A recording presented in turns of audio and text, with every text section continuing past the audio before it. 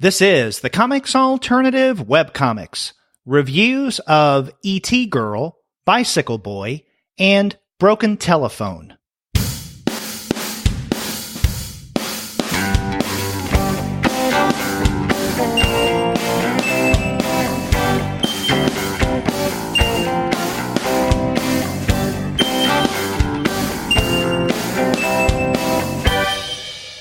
Hello, and welcome to another episode of the Comics Alternative Webcomics. I'm Derek. And I'm Sean, and you're listening to two guys with advanced degrees talking about webcomics.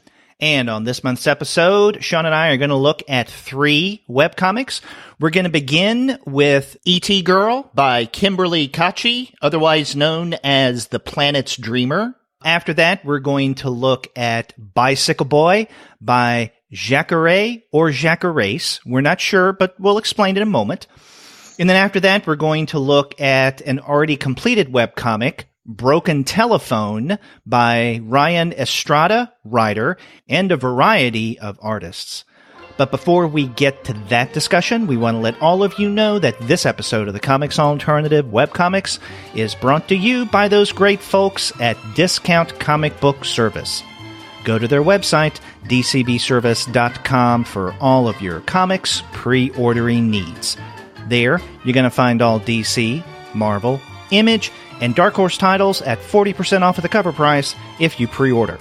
For all of the other publishers, you'll find that those discounts can be anywhere from 20 to 35% off of the cover price. And every single month, you're going to find some unbeatable specials. Sometimes those specials could be as much as 45% off of the cover price. Sometimes 50% off cover, but occasionally you can find discounts that are more impressive than that.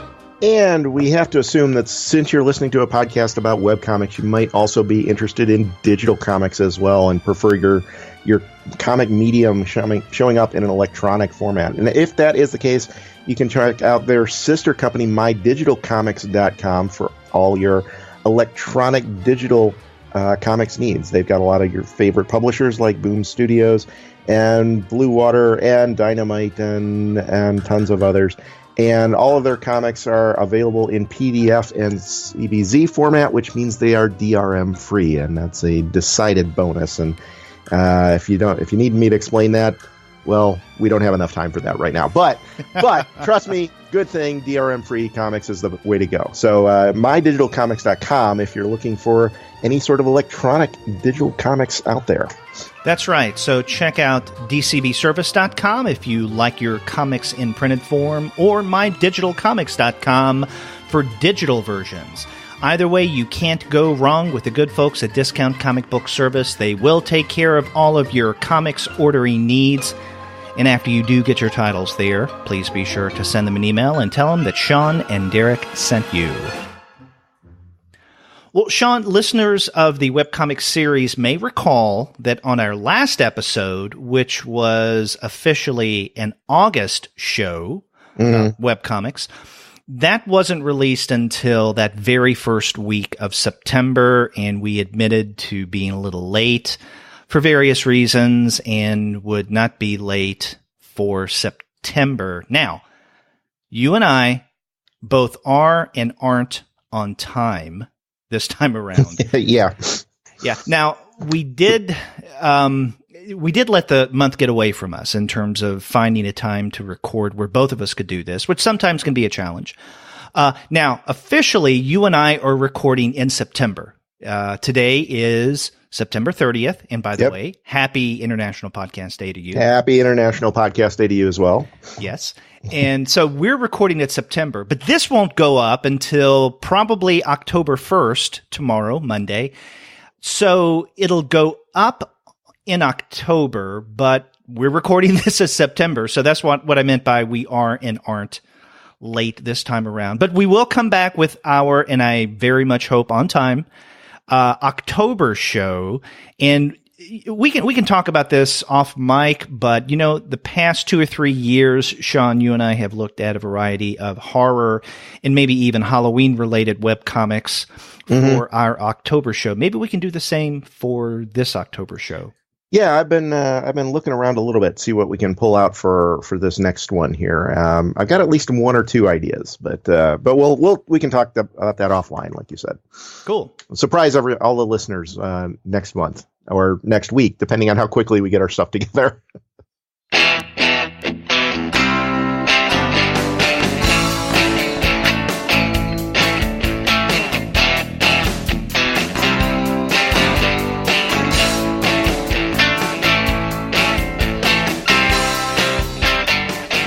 Okay, the first webcomic that we're going to be discussing, one that is currently ongoing, is E.T. Girl. And this is written and drawn by Kim Kotschi, but she goes by the name The Planet's Dreamer. And that's one word, The Planet's, plural, Dreamer. So I guess for the sake of brevity in today's episode, we can refer to the creator as Kim instead of The Planet's Dreamer. We don't have to use as many syllables. And this is a webcomic, E.T. Girl, that is on the Webtoon platform. And you and I, Sean, have discussed quite a number of comics on the Webtoon platform in the past. Yeah. And I actually, as I'm thinking about it, it did not occur to me until just now when I was thinking about it. We actually have almost a theme going this month. In that Webtoon is actually, and I think we have discussed this specifically, is a company out of South Korea. Mm-hmm.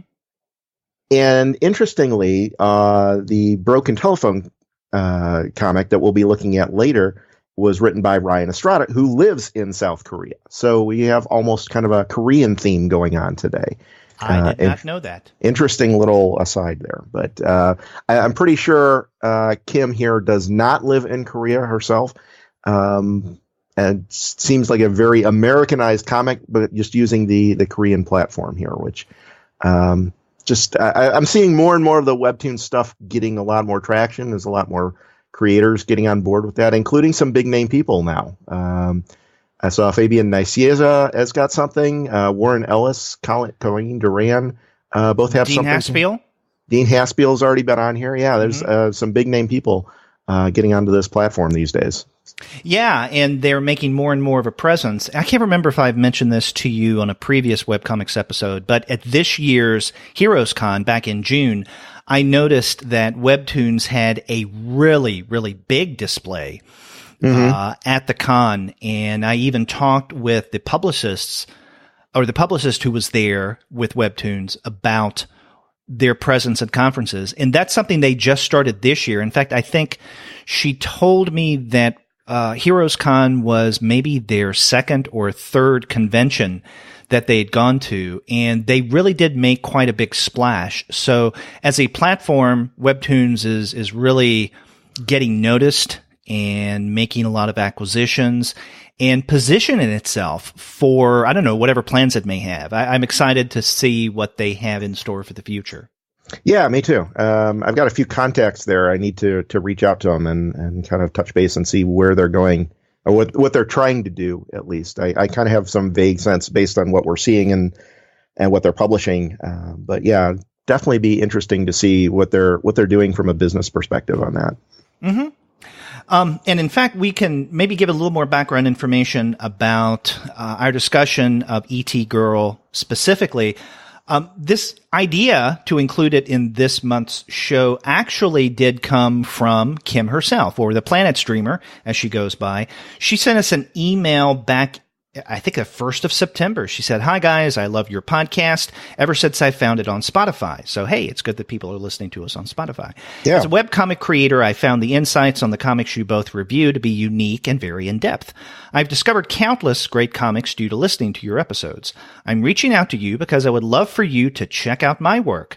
And she tells us in the email that she currently has 2 comics going on right now. One is Dark Tales of Lolita, which is actually a horror anthology. It's something we could have, discussed or maybe even referenced for next month's show. She says that it's similar to the kind of work you'll find in Junji Ito's manga.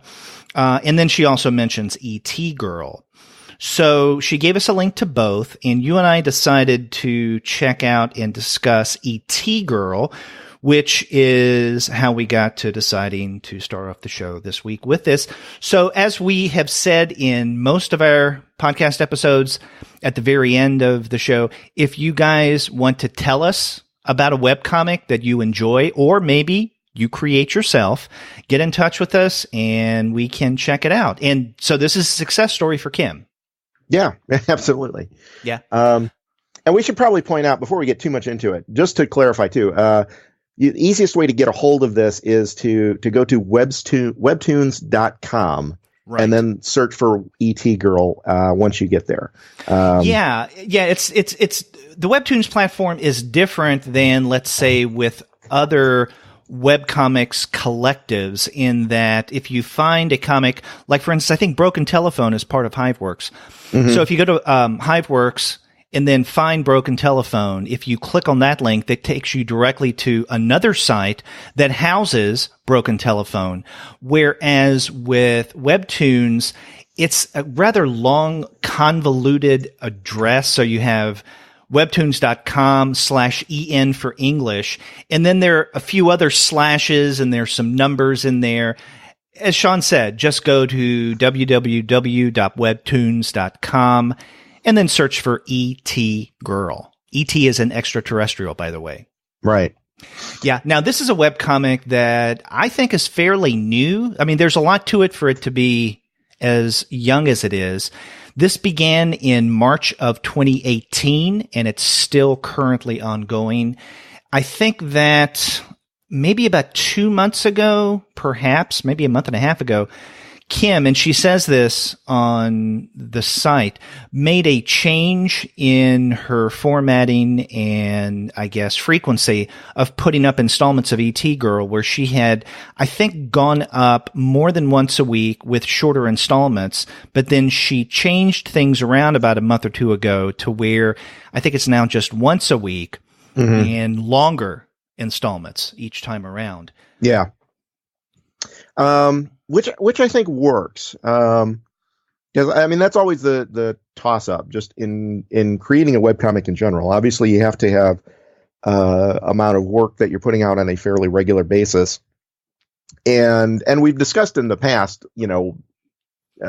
issues around regularity versus speed of updates and whatever, but you have to ultimately work to whatever your schedule is as a creator.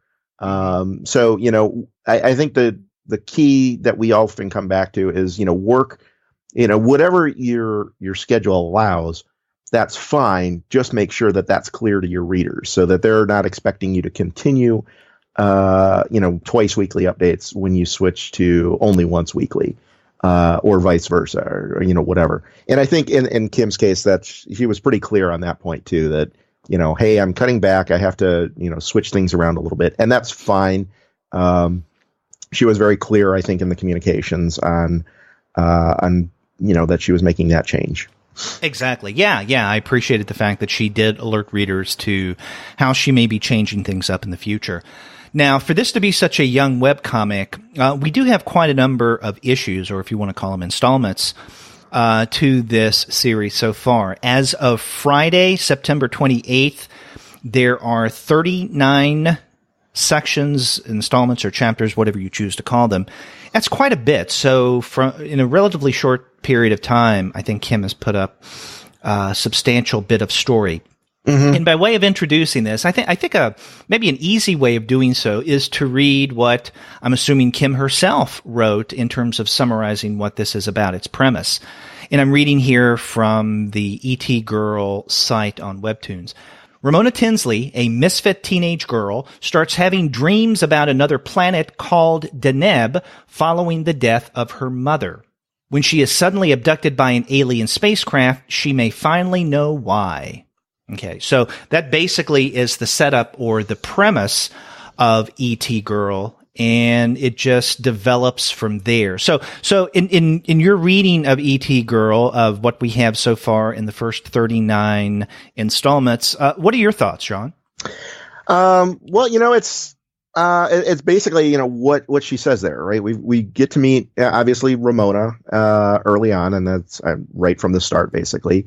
And it's very clear that, she's having some, I don't know, if emotional or intellectual or psychological troubles of some sort, clearly disturbed and what's going on in her head.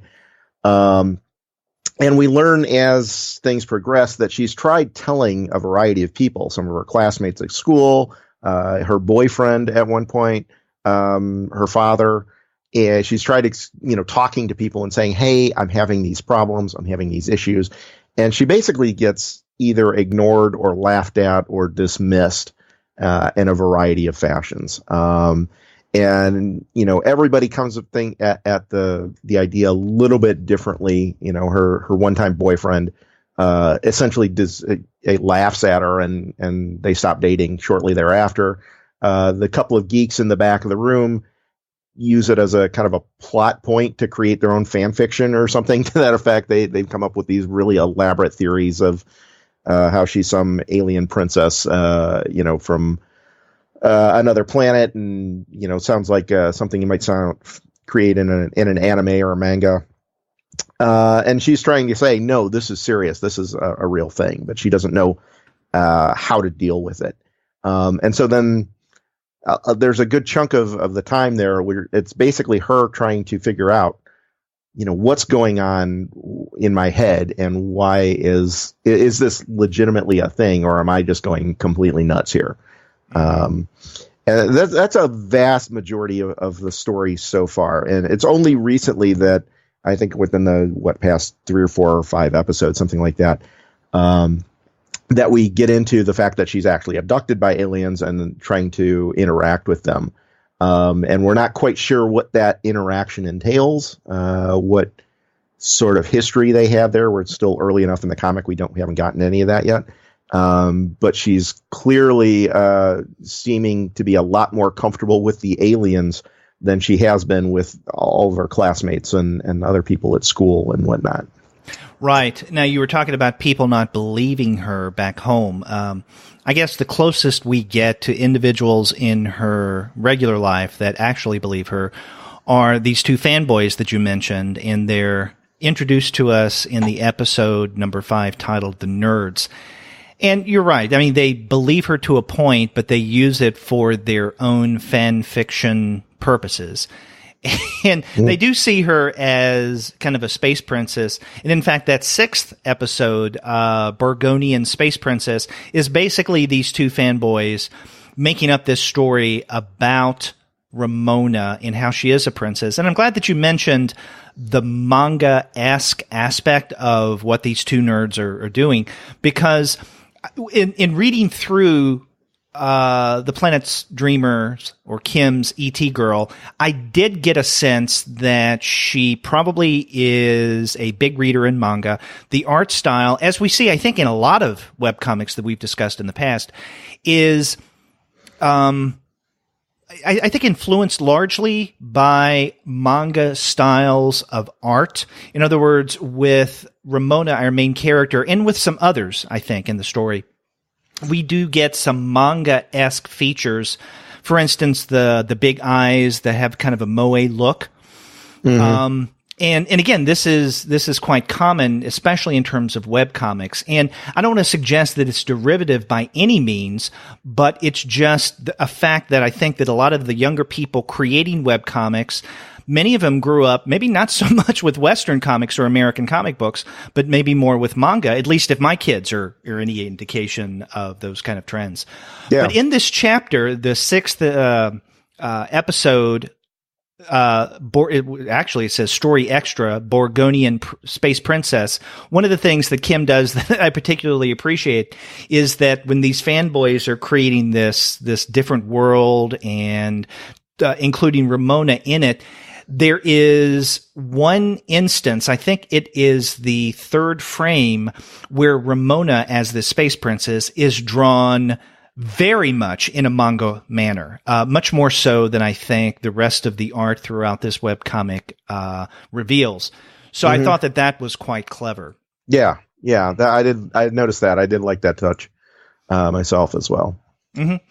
Now, you're right when you pointed out that as we continue with the story and we get into, let's say, the second half of it, or let's say the most recent episodes, we do begin to realize that, yeah, she has been abducted and she is in contact with alien forms.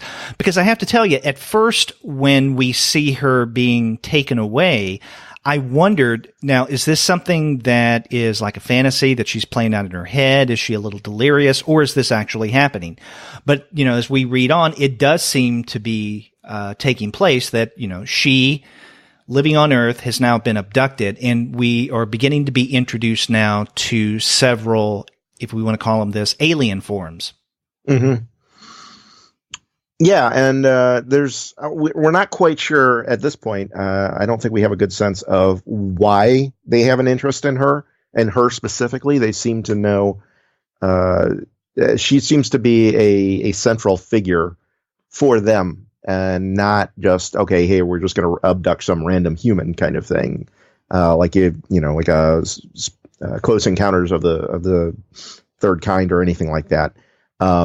They seem to have taken her with purpose, but what that purpose is, we don't know yet. It's still early enough in the comic, and in fact, I think she only within like the last episode or two even sees what they look like. They're kind of she's kind of in isolation from everybody else, but part of that isolation, well, initially is just kind of the sterile.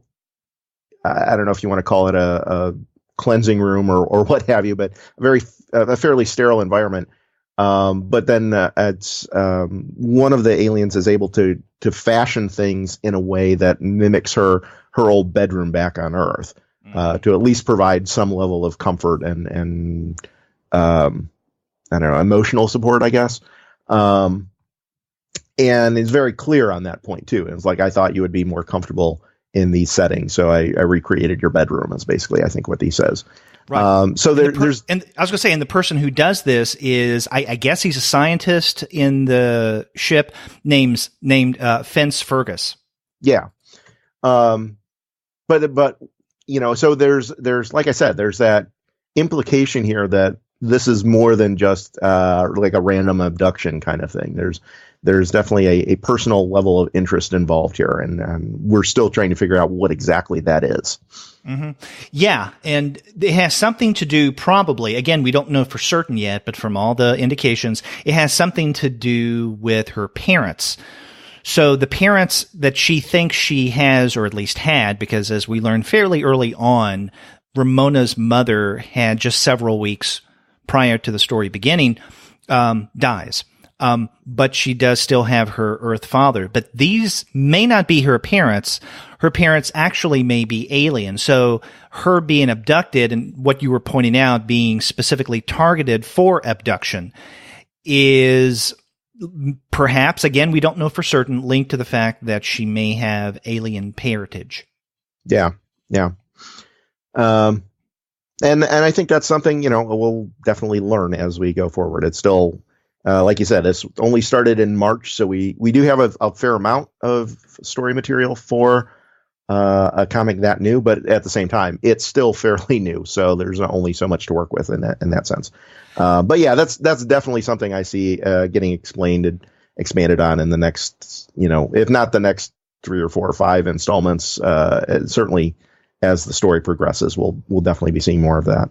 Right. And then there, quite recently, I guess beginning last month, additional twist to this storyline, because we learned that the alien scientist, Fence, he meets up with a character who looks like kind of a tiger or a cat woman, named Versari, V''Sari.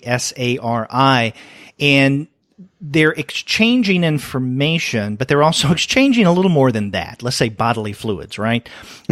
So this is a multi-layered liaison, I guess we could call it.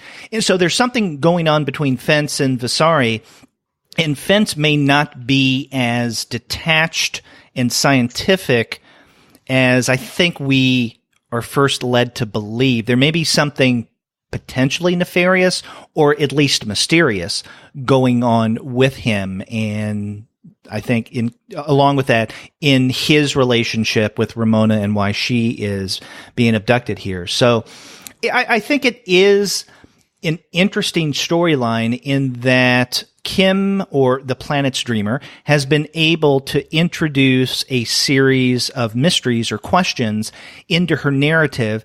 And as she goes forward, answers some, or at least parts of some of those questions, while at the same time introducing more questions or mysteries that unfold as the narrative progresses. Keeps you coming back for more. Yeah. And you know what I'll point out too as an interesting aside, and we've talked about this kind of thing before, is she's also improving her art abilities as she's working on this. Mm-hmm. And in particular, I'm sitting here and I didn't really notice it at first. It's one of those, it's a gradual thing. So if you're just reading the installments one right after another, you don't necessarily notice this. But in, kind of scanning back through it, I check out the first installment and then comparing it to the current ones. And there are definitely, she's doing a lot more interesting things visually, I think, as the story progresses. There's a little bit more going on with well, it's in black and white, but she uses gray tones throughout. She does more with that as the story progresses. This latest installment has some textural things going on with it in the background. And in differentiation of the foreground and background, whereas the earlier installments had a little bit more of a flatness to them. She's able to create a little bit more depth and interest visually because of whatever it is that she's learning in the process. And I think that's always a great benefit and fun to see an artist improving their craft kind of in real time.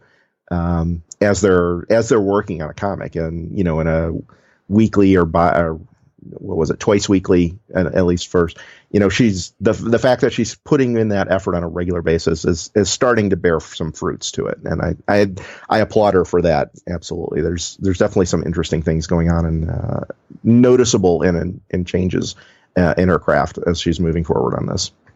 Exactly, and some of the changes that I noticed is detail in terms of character features. So, for instance, we will see in the later episodes more detail in, let's say, a particular character's face. And like you, I went to compare more recent episodes with the earliest ones.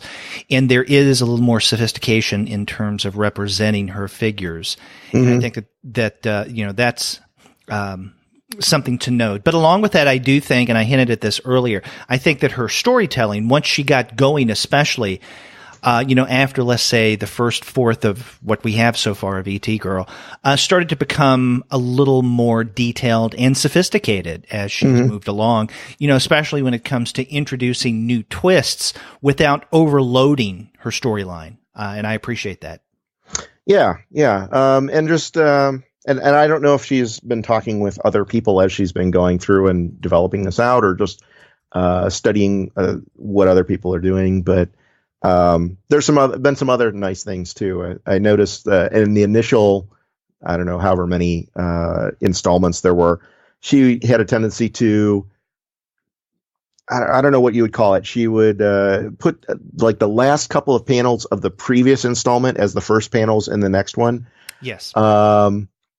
Which, I can understand why you might want to do that, but for as regular as their updates are, I don't know that that's necessary. So you end up, oh, wait, I read this bit already. And you kind of get a little bit of redundancy in those initial ones. But she eventually decides, you know what, I don't need to do that. And she drops them after a little while. So, her storytelling, again, is she's learning on the go here.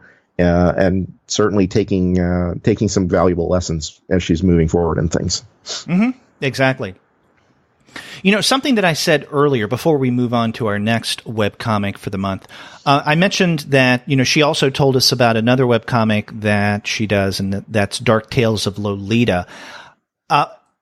I don't know if I insinuated this, and forgive me if I did, but this is not on Webtoons. It's on Smack Jeeves. And I guess she's finished with this title because you can actually find a print version of it at Amazon.com. Oh, excellent. Yeah, at least it says volume 1, so I'm assuming that there will be a volume 2. And I think she self-published this because the publisher is listed on Amazon as CreateSpace independent publishing platform, which is what a lot of people use when they self-publish. Right. And so, yeah, that can be found. In fact, it went, I guess, on sale not quite a year ago, October of last year. So just in time for Halloween. If you're looking for an interesting horror read, then go to Amazon.com or follow the links in our show notes and check out Dark Tales of Lolita. But of course, definitely as well, go to webtoons.com and do a search for E.T. Girl. Something a little different, not horrific, more science fiction-y, but with a lot of mystery and twists.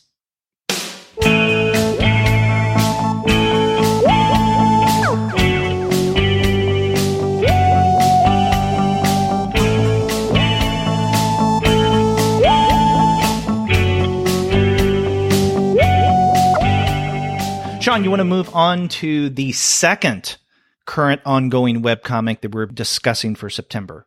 Yeah. This one is called Bicycle Boy by, again, we're kind of guessing at the name, and I apologize if I bastardize this as well. Jackarais, Jackarais. Right.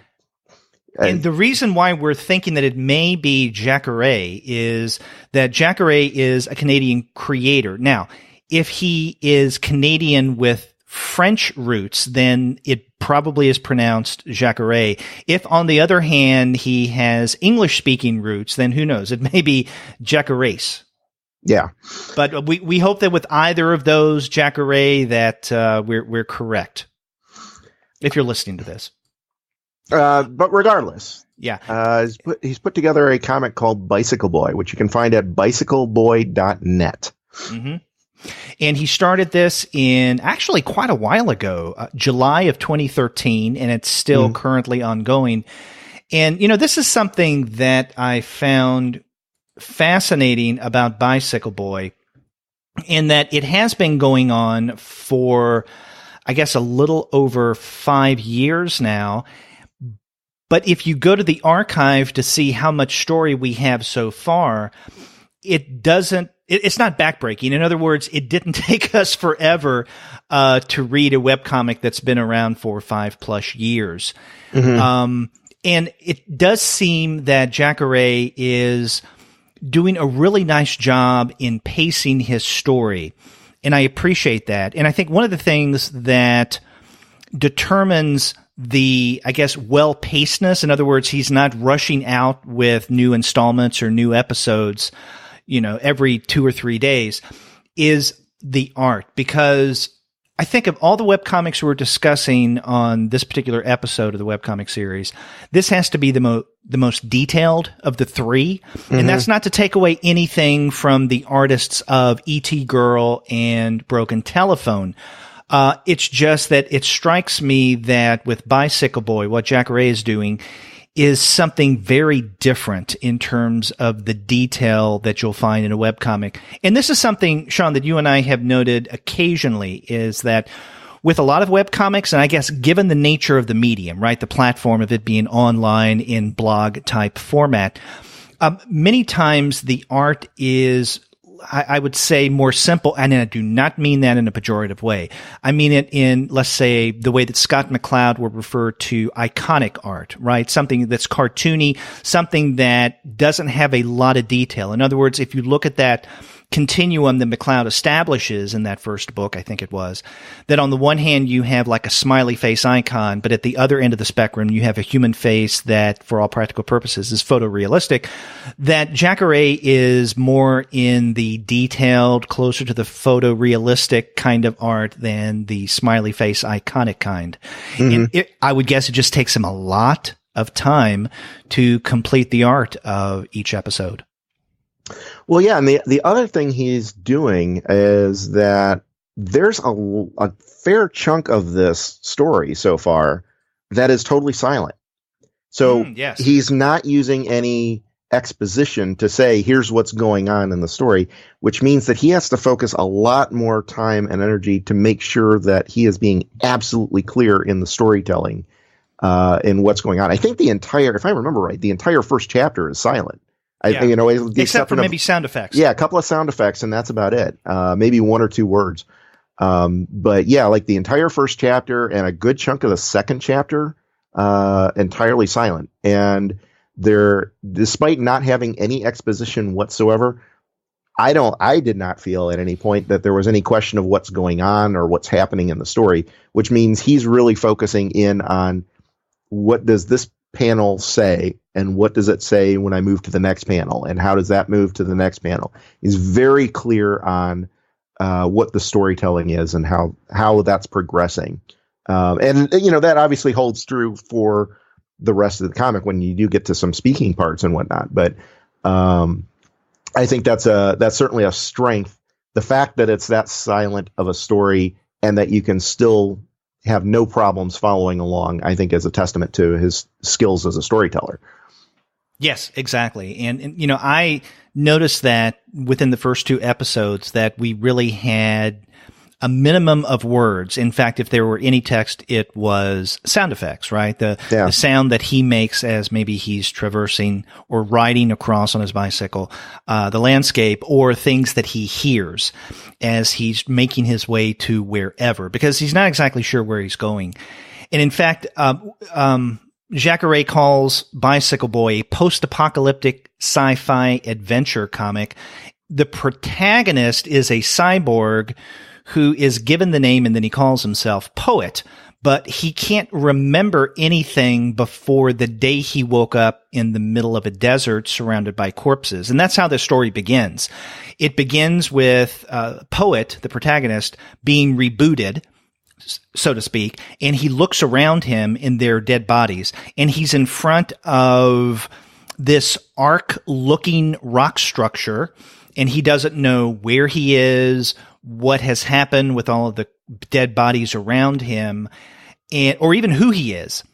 Yeah. So he eventually finds buried in the sand a bicycle, thus the title Bicycle Boy, and then he rides that to a territory of, I guess the ruler of this territory, Buffalo. And when this is described as Buffalo, I don't know if they mean like Buffalo, New York, or a city named Buffalo, but it's a place called Buffalo. And you have the leader of this realm, a really large woman by the name of Stonehenge. And at one point when Poet makes his way into Buffalo, several of Stonehenge's henchmen, and that's what they're called throughout, henchmen, that there's certain things that henchmen have to do and have to put up with, see him, knock him out, and take Poet back to Stonehenge. And then Stonehenge wants to know what it is he's doing in her territory, uninvited. And she eventually gives him the name of Poet, because at one point I think she says that he has kind of an outlook like a poet. He explains to Stonehenge, this really big woman who rules Buffalo, I don't know who I am. I don't know how I got there. I'm just trying to find some answers. And then eventually there's some, disagreement, some conflict, some tussle. And in the middle of, I guess, a fight, there is a vial and a piece of paper that fall out of Poet's. There's a little like pocket or door in his chest because he's a cyborg. Stonehenge looks at it, but then Poet grabs that from her and then runs away. Stonehenge sends out henchmen, and then eventually Poet meets an individual who becomes, for all practical purposes, it seems to me, kind of a secondary protagonist or sub-protagonist, and that is Machk. I guess that's how you pronounce his name, Machk. And he introduces himself as a current senior escort for LCS, and LCS stands for Last Standing City. Last Standing City, that's right. And Machk is all about helping people. He is very empathic. He is very kind. He doesn't like to be taken advantage of, and he is aware when people do this. In fact, at one point in his encounters with Poet, he confronts him and says, there's a lot you're not telling me, and I really can't help you, and I refuse to help you if you keep these things from me because it puts us both in danger. Because when Match and Poet are trying to get away from the henchmen, again, Stonehenge has sent the henchman after Poet in order to get that vial back because there's something in the vial that she really wants. Now, later on, and I don't want to give anything away, so I won't say what's in the vial or what it's all about, we learn as readers what is in the vial and why Stonehenge wants it so badly. But that, I guess for all practical purposes, is the setup of this webcomic. And I just find Bicycle Boy fascinating.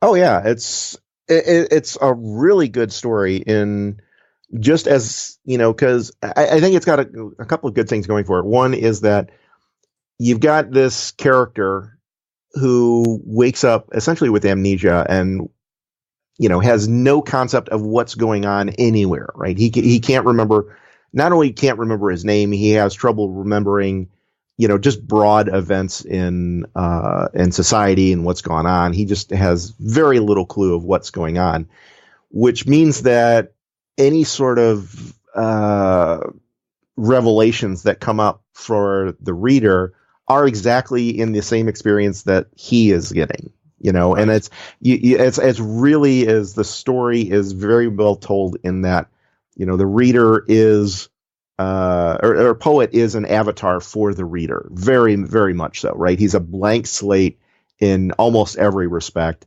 And it's very easy as a reader to put my mind into his and trying to see his world through my eyes as the same as seeing his world through his eyes. Exactly. Yeah. I mean, I'm glad you pointed that out, because Poet does become a proxy for the reader. And I think it's no accident, along with that he is given the name Poet, because Poet is an artist figure. And anytime you have a protagonist that is represented as an artist figure of some sort, maybe artist figure broadly defined, there's always the possibility that there is something metafictional or self-reflexive going on with the narrative. And perhaps the self-reflexivity part of Bicycle Boy comes back to the fact that Poet is a proxy for the reader. He's trying to put things together just as a reader would. So he's kind of if you want to look at it this way, kind of, I guess, a companion to an artist figure if a reader is a companion to a writer, right? If the writer delivers and the reader receives, then Poet is a receiver just as we are, and he's attempting to put things together in the exact same manner and at the exact same time that we as readers are doing. Because as you put it, we primarily, not only, but I think primarily get information that is filtered through Poet. Mm-hmm. And, and to take the metaphor just a step further too, I think it's also interesting that he's not just a cyborg in the sense that, he's got an electronic eye or an animatronic arm or something. His body is 75% robot at this point, right? It's near as we can tell, it's basically his head and part of his chest is all that's left of his human body.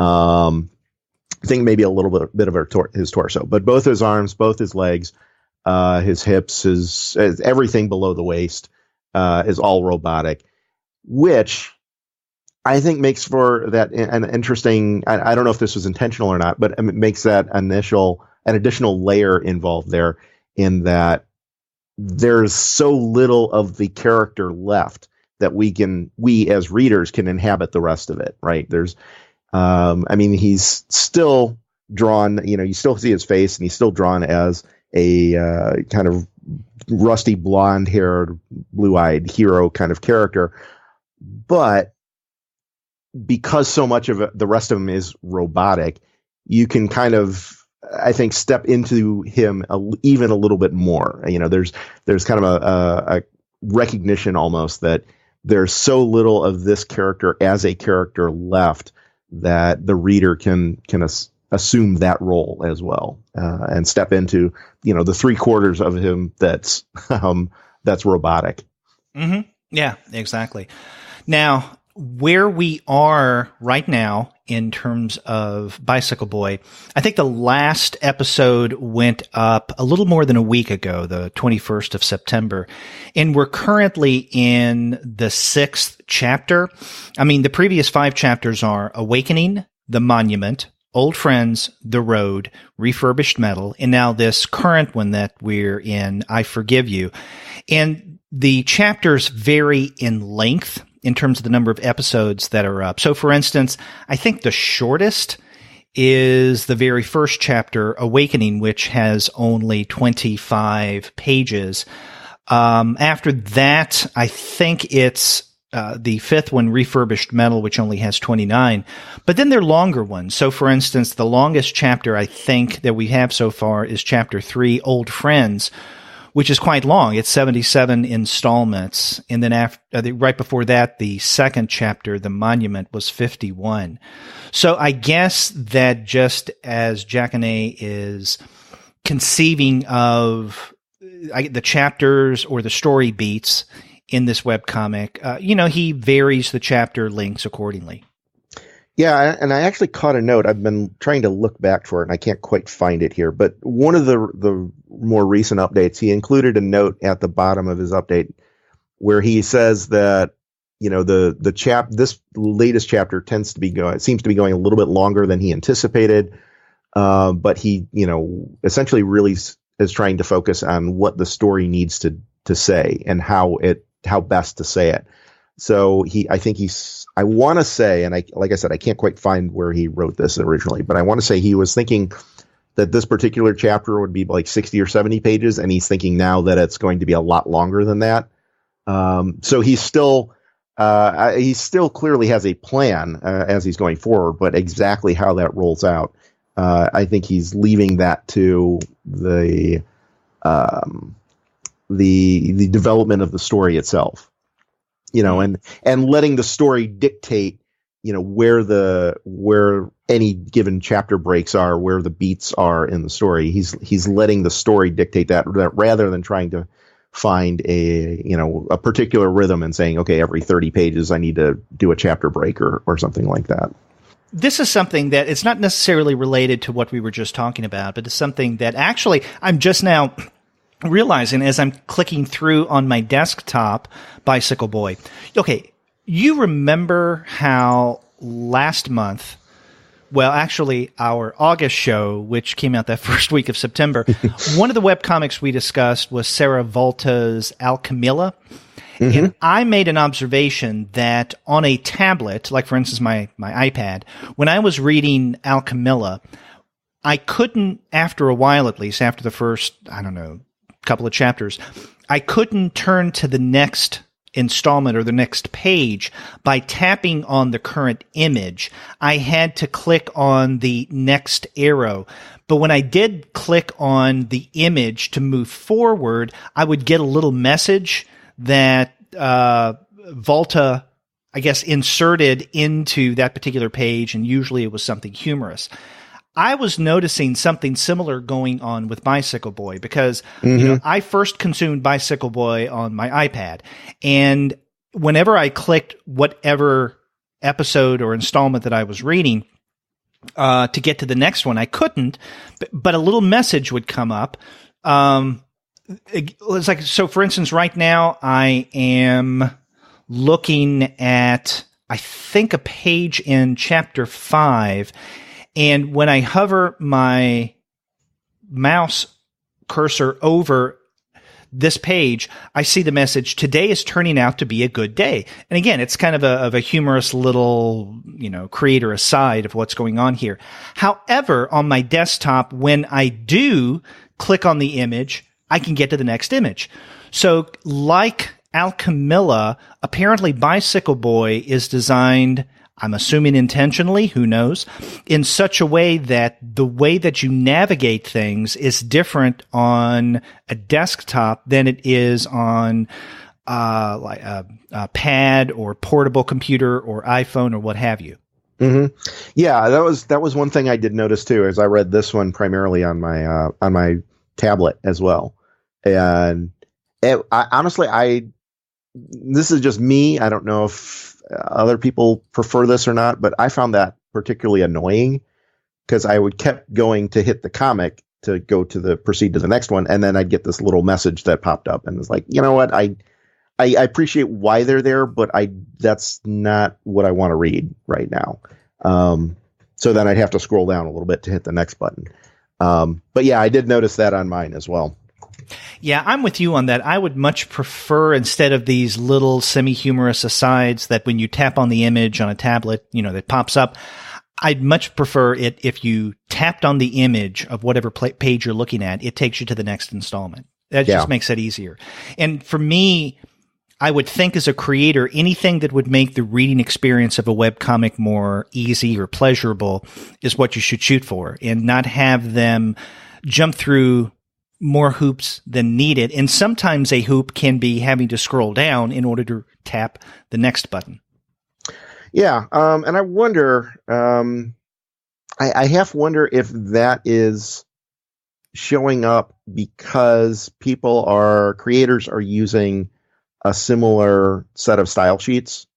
Like they're taking a template of some kind and saying, all right, here, I'm just going to change the background colors, add my own banner across the top, and then I can, maybe change the fonts or a couple of it, change some of the window dressing around things, but it's still running off the same code in the background. And I wonder if creators are doing that using this platform that says, okay, yeah, here you add your little humorous aside here or something to that effect. And they're just picking that up from one person to the next, because here's the thing about doing a webcomic. Just generally speaking, a lot of these people, they're fantastic illustrators, they're fantastic storytellers, but they're not necessarily experts at user interface or user design or user experience, right? Mm-hmm. And that's a whole separate discipline. So they can maybe draw a fantastic webcomic and it looks gorgeous, the individual pages, and the color scheme looks nice and they've picked the right fonts and everything. But if they're still limited by their ability to code or change the code on a page, then they're sometimes hampered by, okay, well, I can't really, here's the best template I can get based on my limited knowledge of HTML and PHP and JavaScript and whatever other languages that they want to use. I can't make these changes to the page itself because I'm an artist. I'm trying to create a story. I'm not a web designer. I try to give creators a little bit of slack in that regard. But it still is a kind of a little bit of a frustration from time to time. I don't necessarily blame Jackarais or any of the other artists who do that kind of thing. And like I said, it's not everybody's bailiwick, and I appreciate where they're coming from. I just wish there were better templates out there for them to use. Mm-hmm.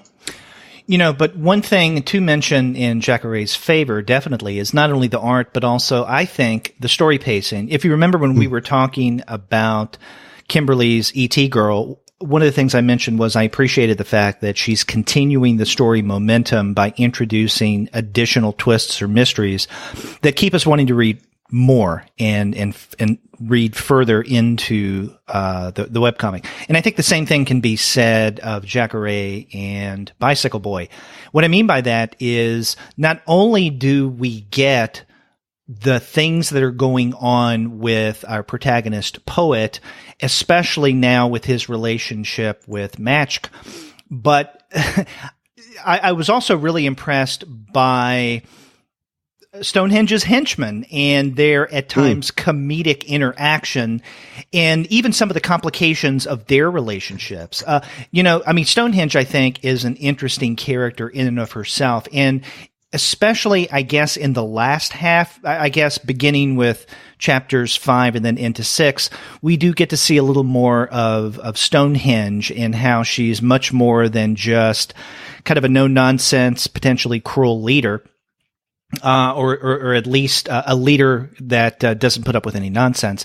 But her henchmen as well, I think, each bring something to the larger story of Bicycle Boy. Mm-hmm. For instance, Darla, who is kind of a leader of the henchmen, comes across at times comedic, but comedic not because she's a jokester, but because she just comes across at times as so out there and ridiculous. She's kind of an extreme character and someone that you really need to watch out for because she's unpredictable. And then there is another henchman, the big, I guess the strong man or the strong woman in this case, Alsooms, who is friends with Darla. She's much more kind than Darla, much more sensible, but she's not someone that you mess with, right? As big and powerful as she is. And then there's another figure that I think we're just starting relatively recently to learn more about, and that is the henchman Morris. He has a complicated relationship with Darla, but there's also something else going on with Morris in that he is preoccupied with finding his brother, whose name is Lawrence, and Lawrence's name or references to Lawrence keep popping up every now and again. And so that complicates the character of Morris in his relationship with the henchman in interesting ways. Yeah, I think that, and that's what I think, one of the things I really like about this story just generally is all of the characters, the henchmen included, right? They're henchmen. You know, they should be background characters in theory, right? It's how many jokes have been made on, okay, you're henchman number 1 and henchman number 2 and that kind of thing.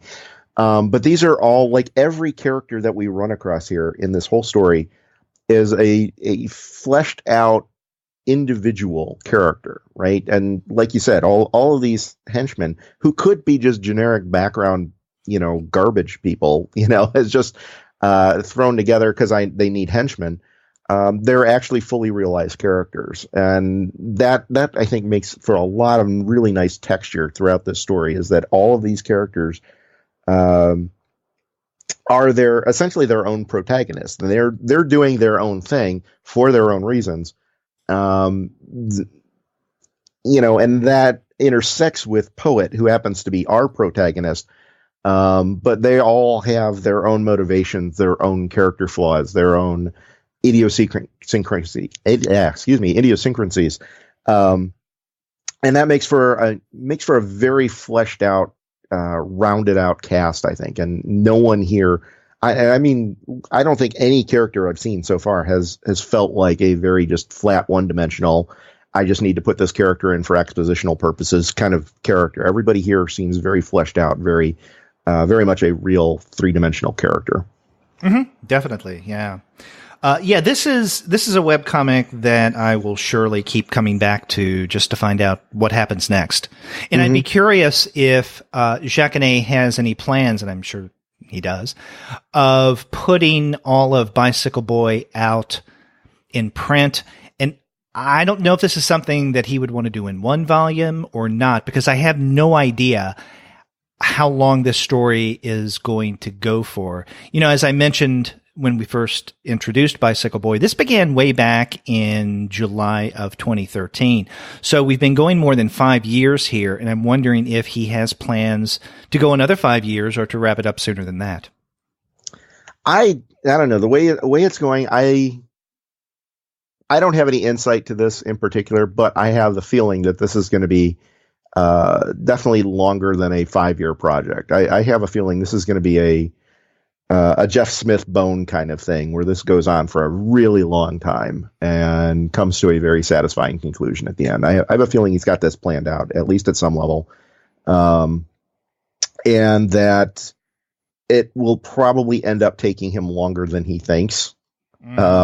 Just based on the fact that, like I said, there was that note I saw earlier about how he was thinking this one chapter is going to end up being longer than he anticipated. I think he's going to see that periodically as he's telling the story and keeps going down these different roads and letting the story dictate where he needs to go. And I think he's going to end up doing this for, barring any major problems, I can easily see him doing this for another 10 years. But it's something that we recommend our listeners check out, and you can find it at bicycleboy.net.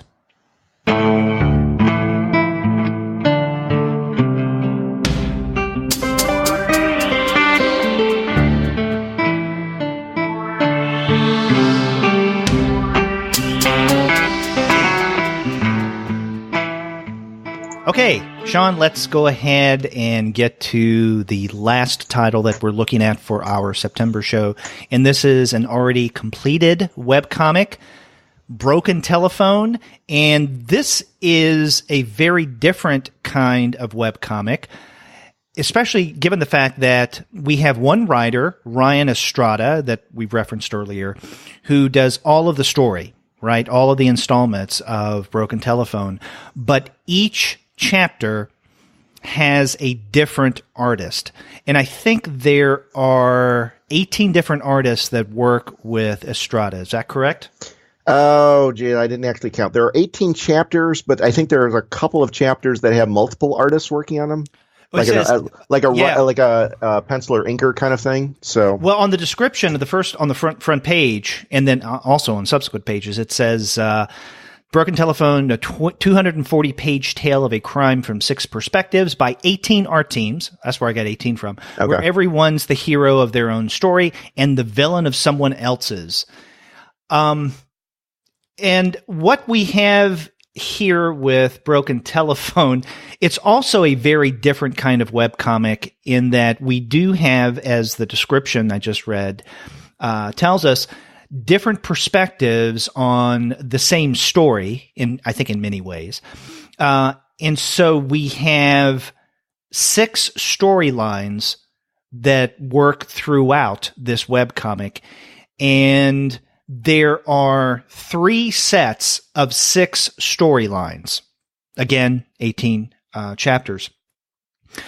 And in what we do is we get in the first third of Broken Telephone, the first 6 storylines. The first storyline primarily deals with a young woman by the name of Manisha, who is in India, and she works at a telephone servicing or Q&A or customer service center for a cell phone company. The second storyline deals with a couple of assassins who we first meet at an airport in, what's the city? Stanwick?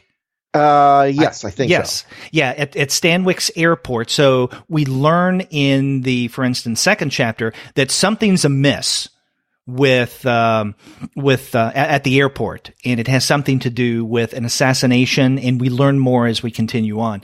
The third storyline primarily concerns 2 characters, one named Gecko, a young woman named Gecko, and an older woman who goes by the name of Kin, Khin. And we begin to see in the initial 6 chapters, there may be some connection among these various chapters. We're not entirely sure yet. That connection becomes much tighter as the narrative unfolds. The fourth storyline deals with an American ambassador, or I guess a former ambassador. Now he becomes a general counsel, along with a minister of justice of a foreign country that is very corrupt. Also, this minister of justice, when we are introduced to him, is very drunk. And then the fifth storyline has something to do with a prison guard. And these installments that deal with the prison guard's story, not entirely, but I think largely are wordless. I know in that first installment of this storyline that we get, outside of maybe sound effects, there's no spoken, if I can remember correctly, no spoken word. Then the last storyline deals with a character. I can't remember if we ever learn his name, but I refer to him as Freedom because he has the word freedom in big letters in unique fonts tattooed on his back. And we learn later what that might mean and who this guy with the freedom tattooed on his back is and how he may be connected to characters in other storylines. And so we have 3 sets of 6 chapters And so we go through the first 6, then the second 6, and then the third 6.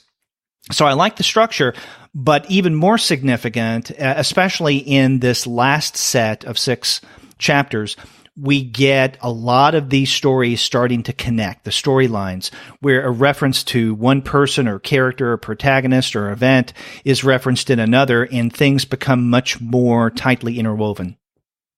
Yeah, and he really does have the idea down, is right there in that premise that you read at the beginning, that the hero of one story can be the villain of the next. And it's not, and it's interesting in the way he handles that, is that he's got all of these different storylines of these individuals who don't know each other, who have no obvious connection to one another. And the stories don't even really overlap. They don't intersect, I guess. They do overlap, but they don't intersect per se.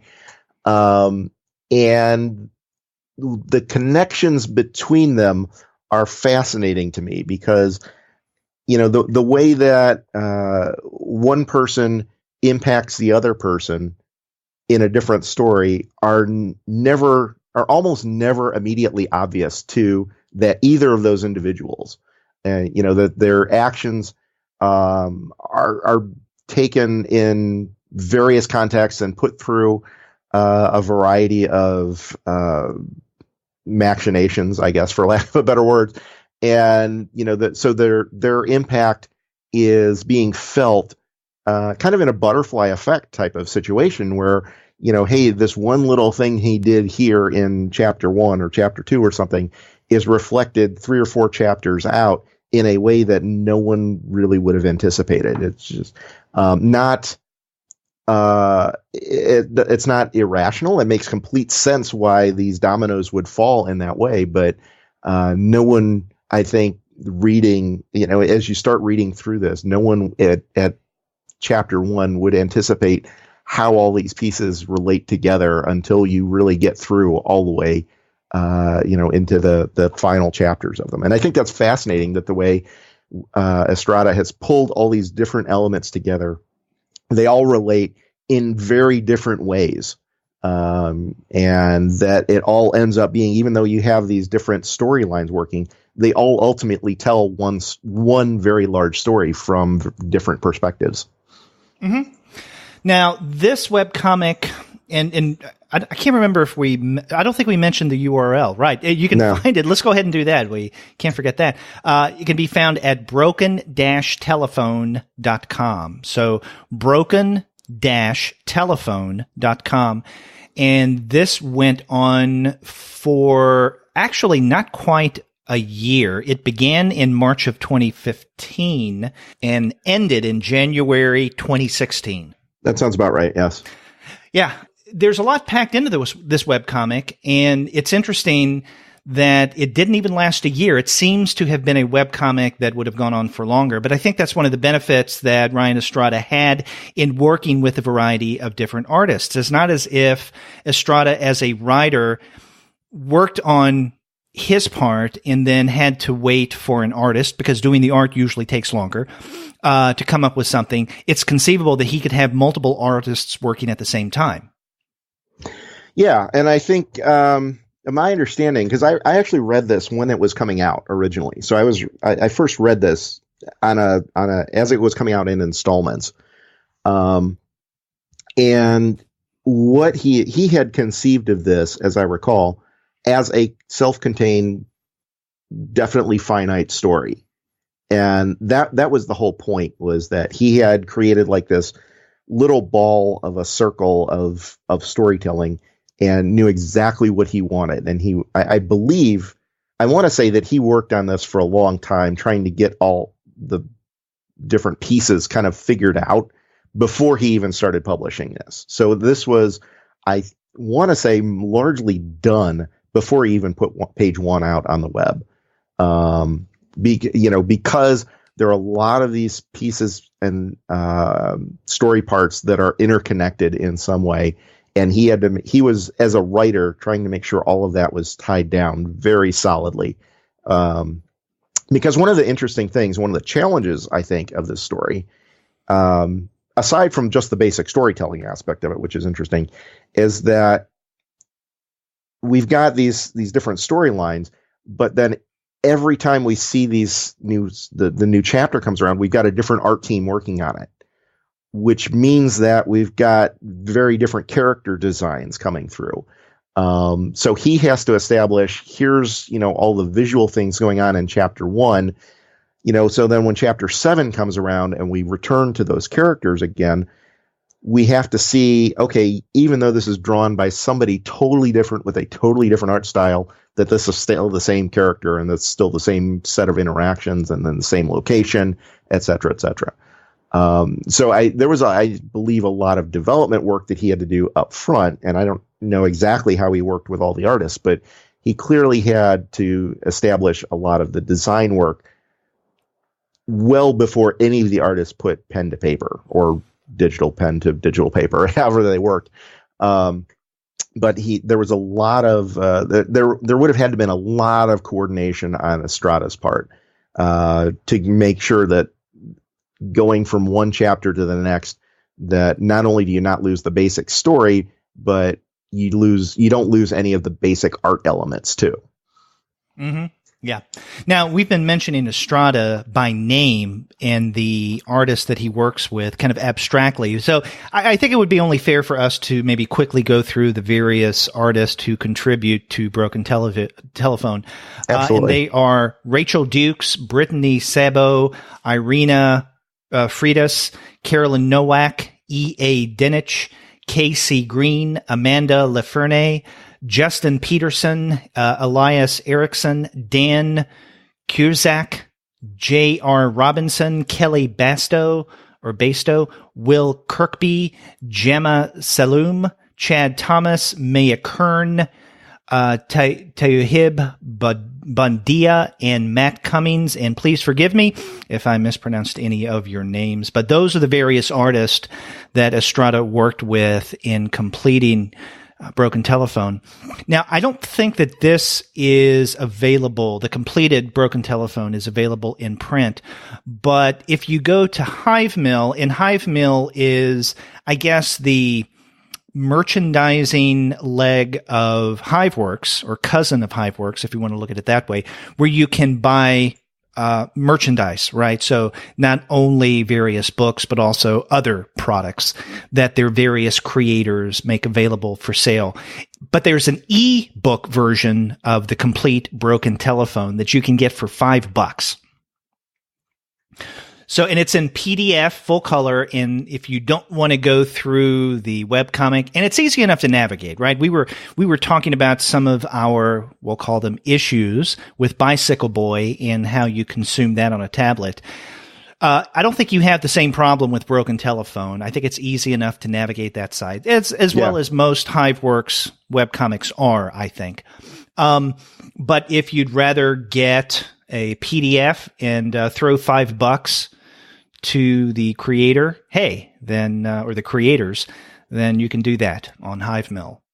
Yeah. And it might work well if you're looking for that option might work well if you're looking for something to read on an airplane. There's a lot of, as you may have picked up, there's a lot of the story that actually takes place in airports and airplanes and whatnot. And so if you're, 30,000 feet in the air and don't really have internet access, that might be the way to go. Mm-hmm. Yeah. But yeah, I think it's an absolutely fascinating set of story. And part of it is, like I said, it's very tight. It's very well organized. And I find utterly fascinating how he's got all of these totally unrelated characters doing totally unrelated things, but still connecting with one another throughout the story, and in some cases in multiple ways. And it's one of those where a lot of our protagonists here don't end up with happy endings. I don't want to give too much away, but yeah, some of them end up in very terrible situations, and things do not go right for everybody involved. But at the same time, they were a villain, and they're a protagonist as for somebody, but a villain for somebody else, and you see that over and over again. And even even one of the first characters that we see, who is throughout the entire story shown to be, a good, upstanding person and trying to do the right thing and going way the hell out of her way to help people, and all that. She ends up being a villain herself in the end. Not intentionally, of course, but just an offhand comment that she drops early on gets reflected then in the very last chapter and ends up literally killing a person because of that too. And it's absolutely, I think it's a brilliant piece of storytelling. I tend to like what Estrada does generally, but this I think is one of his better pieces in terms of writing. It's really solid. I really like it a lot, because of that tightness and that clever bit of storytelling. Yeah. Now, I went to Ryan Estrada's website, which is ryanestrada, that's one word, .com, and saw other things that he has created. And he has quite a number of webcomics that you can read for free, or at least parts of his work that you can check out on his site. And, I was really interested in seeing where he has contributed in the past. So, for instance, you can see from his website that he had a story in that series that Villiard has been doing, or did. I don't know if they're still doing it. The Flight anthology. Yes. He has something in that. He also has done work for Iron Circus Comics, among others. And he also was a contributor to that now deceased effort from DC Comics, Zuda. Yeah. He did a strip called The Kind. And, I'm sorry that we started the webcomic series after Zuda had expired, because it would have been interesting not only to discuss some of the comics that were available on Zuda, which I used to read and I thought were pretty good. Yeah. But also it would have been interesting to talk about the demise of Zuda and why it went away as it did. Oh, there's a whole bunch of story behind that. That's what I'm saying. It would have been great if we were podcasting then, and we would never want for topics about Zuda. No, there was plenty to talk about with that. And you know what? Maybe we should do that sometime. I know the Zuda comic platform is down, but I think some of the comics that were out there that launch on Zuda, I think a few of them are still around in some capacity. So it might be interesting to revisit that at some point. Yeah. Now, Ryan does say that he has his Zuda comic up in full, The Kind. So even though Zuda is down, you can read his The Kind that had originally appeared on Zuda. Or you can get an ebook version of it for $1. Yeah. And that's one of the things I like about Estrada is he is almost more interested in just getting his work out there and just trying different things than necessarily, making the next great big webcomic that everybody loves and makes him $1 zillion or something, he throws stuff out there and it might not have any relation to what he did before, but he's, like, this is a cool thing. This is a great idea. I just want to try this. I think it's cool. Here you go. And he's been doing that for, since Zuda. So what, that's 10 years now, right? Something like that. I think over 10 years. Yeah. So it's been a while. He's been doing this kind of stuff. And, that's one of the reasons I try to follow him as a creator, is he's not as, I guess, prolific or consistent in terms of creating webcomics, but he's always out there doing something that he just finds interesting and fascinating. And for the most part, it often is. And if you read, we're starting to get away from Broken Telephone here, but as a creator, like a lot of his stories too are based off of actual experiences that he's had. And they're just, straight up biographies of, here's this one time that I did this thing and it was absolutely batshit crazy, and it makes for an amazing story. And a lot of the storytelling is just, hey, this is my life. This is the weird stuff that happened to me because I'm doing something different, and I'm just doing. And he's not doing it to be different. He's just doing it because that's what he wants to do, and he ends up with these amazing stories. He's got one where, if I'm remembering the destinations correctly, he essentially kayaked from Japan to Korea, which is not a short distance. And there was a typhoon involved, and I believe he was stranded on an island for a little bit as well, or ended up washing on the shore. And, it's like really crazy Hollywood movie kind of topics. And that's just, he is just like, okay, yeah, I'm just going to go out and I'm going to do the thing and we'll see what happens. And he gets some really great, fantastic stories on it. I'm surprised he hasn't killed himself in a few cases, but there was. And he's got a lot of those adventures in webcomics form on his site. Yeah, and it informs his webcomics. He's done some of them as podcasts. He's done some of them as radio shows. I know he's done poetry slams where he's told some of these kinds of things. There's another one where he was in Mexico and was about to get robbed at gunpoint and somehow ended up going to a bar with this guy and just hanging out for hours on end, and he ultimately didn't get robbed.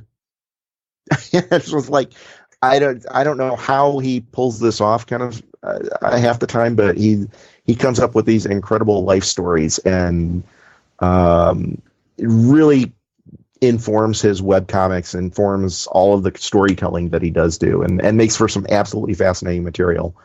In fact, I seem to recall reading at some point for Broken Telephone, as I said, there's a lot of stuff going on in airports and on airplanes and whatever. And he did a lot of research into airport security. And, so for example, there's a couple of assassins who are in an airport trying to kill some people. And he spent some time trying to figure out, okay, how can I get a gun past security in, the TSA? And he's pretty much assuming that he's on some watch lists now because he's done some questionably legal things trying to get some good story material. I'm glad he has not gotten arrested for any of that yet, but it makes for some absolutely compelling storytelling, I think. Now, you mentioned him doing podcasts. In fact, on the main page of broken-telephone.com, he mentions that, and this is back in November of 2016, that the Broken Telephone spinoff podcast is all done. You can listen to the whole series at bigdata.show. And if you go to that link, you'll see that this is a page where he has his audio files. He says the spinoff of Broken Telephone is available, and I'm assuming that's what these various chapters 1 through 9 are, but I don't see anything about Broken Telephone specifically listed on this page, because I did a search for both Broken and Telephone, and there's nothing there. But there is something about stealing the internet, an audio drama. So maybe that's what he was talking about, a spinoff that features some of these same characters. I'm not certain. I haven't checked that out yet. Yeah, I haven't listened to those either, honestly, but my understanding is it's the same type of idea. So, for example, like you mentioned Manisha works at a call center. I think one of his podcast episodes, features some of the other characters that are also in that call center. So it's kind of a spin-off in that sense, that some of the very minor characters that we see in the Broken Telephone story end up being the primary characters. And essentially the same essential idea is that one person's actions can influence and ripple through and affect other people as well. I think that's the general idea behind that. But I haven't listened to all of those in person.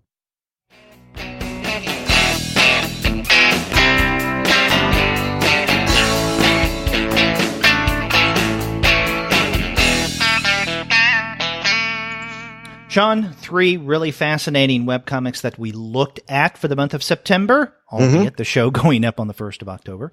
We started off with The Planet's Dreamer, whose real name is Kimberly Kotschi, her E.T. Girl, which you can find on the Webtoons website. That's webtoons.com. Go there and search for E.T. Girls. Then we talked about Bicycle Boy by Jackarais, and that is available at bicycleboy.net. And then we wrapped up with a discussion of the completed webcomic, Broken Telephone, written by Ryan Estrada with art by a variety of others.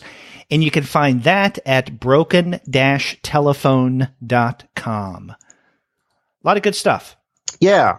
I'm always amazed at how much great stuff is out there and how much we get to talk about on this show. That's right.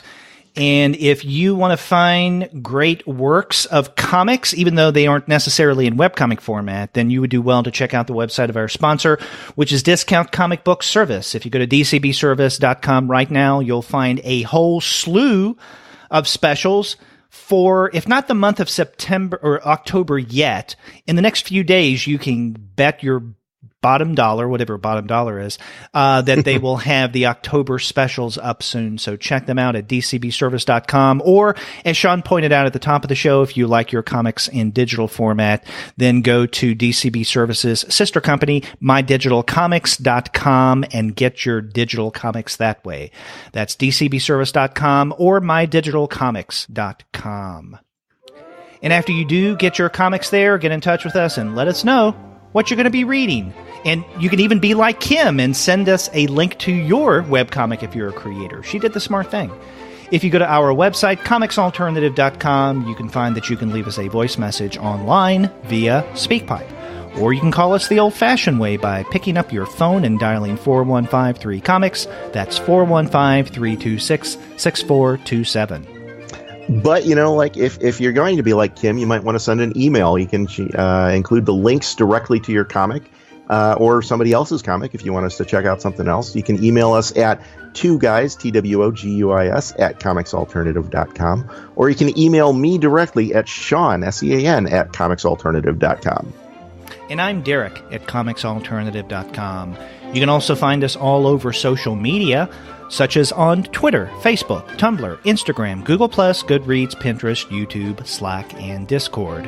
You can subscribe to the podcast through Apple Podcasts. You can stream us on Stitcher. You can also find us on Spotify, on Google Podcasts, on TuneIn, and on iHeartRadio. But you can find every single one of our podcast episodes, as well as the reviews and comics-related commentary that we post on our blog, simply by going to our website, comicsalternative.com. There's a lot of links on there. Well, a lot of ways for people to get in touch with us. And people do get in touch with us across all of these platforms. We get messages sometimes on YouTube. In fact, we've been getting, over the past several months, quite a number of messages on YouTube and comments. Twitter, Facebook, Instagram sometimes, definitely emails. Not so much Pinterest or Instagram or Google+, but, there are plenty of ways for people to get in touch with me with their preferred means of contact. Sure. And, if you are on Instagram or Google+ or Pinterest or whatever, one of those that maybe isn't as widely used, that's no reason to think that we're not using it, though. That's right. We will be back later in October for our official October webcomics episode, which should be horror/Halloween related. So be sure to check back for that. Until then, I'm... Huh? What? Boo. Boo. There you go. To get you in the mood. Trying to get in the holiday spirit already. Boo. Until then, I'm Derek. And I'm Sean, and we'll see you back soon.